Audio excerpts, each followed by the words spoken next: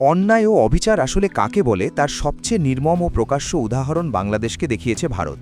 বিশেষ করে ক্রিকেট নামের এই খেলায়, যেখানে ন্যায্যতা আর স্পোর্টসম্যানশিপ থাকার কথা ছিল মূল ভিত্তি, সেখানে একের পর এক অবিচারের ইতিহাস রচনা করেছে তারা।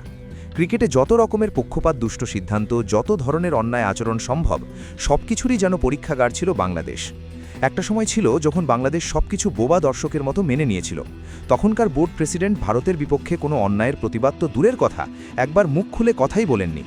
সেই নীরবতাই যেন ভারতের জন্য হয়ে উঠেছিল সবচেয়ে বড় শক্তি। প্রতিবাদ না থাকায় তারা আরও বেপরোয়া হয়ে উঠেছিল, আরও বেশি চাপিয়ে দিয়েছিল অন্যায় সিদ্ধান্ত, একের পর এক অবিচার। নীরবতার সুযোগ নিয়ে বাংলাদেশকে দুর্বল ভাবা হয়েছিল, আর সেই দুর্বলতার সুযোগে ক্রিকেট মাঠে বাংলাদেশ বারবার বঞ্চিত হয়েছে, আম্পায়ারিং থেকে শুরু করে সিদ্ধান্ত গ্রহণের প্রতিটি স্তরে। কিন্তু সময় তো চিরকাল এক থাকে না। আজ যখন বুলবুল সেই অন্যায়ের বিরুদ্ধে কথা বলছেন, তখনই দেখা যাচ্ছে অনেকের সহ্য হচ্ছে না। প্রতিবাদ শুনলেই যেন অস্বস্তি শুরু হয়ে যায়, সত্য বললেই যেন কারো মাথায় আগুন ধরে যাচ্ছে। এতটাই পরিস্থিতি খারাপ যে নিজেদের দেশের স্বার্থের বিপক্ষে যেতেও দ্বিধা করছেন কিছু ক্রিকেটার। ব্যক্তিগত হিসাব, সুবিধা আর ভয়ের কাছে যেন জাতীয় সম্মান হার মেনে বসেছে।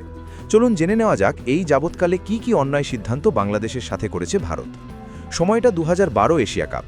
দারুণ উত্তেজনার ম্যাচ চলছিল। লক্ষ্য তাড়া করতে নেমে সাকিব এগিয়ে যান হাফ সেঞ্চুরির দিকে। 49 রানে তাকে স্টাম্পিং করেন ধোনি। দেখাই যাচ্ছিল সাকিবের পা ভেতরে, তবুও তাকে আউট দেন আম্পায়ার। এখানেই শুরু হয় তাদের অবিচার।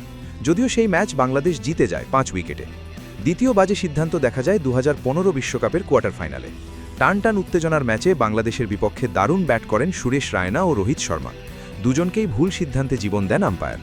এছাড়াও সেই বিশ্বকাপে সবচেয়ে ছন্দে থাকা বাংলাদেশি ক্রিকেটার রিয়াদকে ভুল আউট দেন আম্পায়ার। বাউন্ডারি লাইনে ক্যাচ ধরেন শিখর ধাওয়ান, দেখাই যাচ্ছিল তার পা লাইন টাচ করেছে, তবুও তাকে আউট দেন আম্পায়ার। 2018 এশিয়া কাপের ফাইনালে দারুণ সেঞ্চুরি করেন লিটন দাস। সেই ম্যাচে ধোনির স্ট্যাম্পিংয়ের শিকার হন লিটন। এটাও ছিল ভুল সিদ্ধান্ত। বাংলাদেশ ফাইনাল হারে 1 উইকেটে। 2022 টি20 বিশ্বকাপে আবারও সেই লিটন তাণ্ডব। বৃষ্টি বাঁচিয়ে দেয় ভারতকে। বৃষ্টি আইনে সুবিধা পায় ভারত। পরের গল্প সবার জানা। এভাবেই বছরের পর বছর বাংলাদেশের সাথে অন্যায় করেছে ভারত। মুখ খুলতে পারেনি কেউই। অবশেষে পেয়েছে একজন বুলবুলকে, যিনি বদলে দিচ্ছেন ইতিহাস।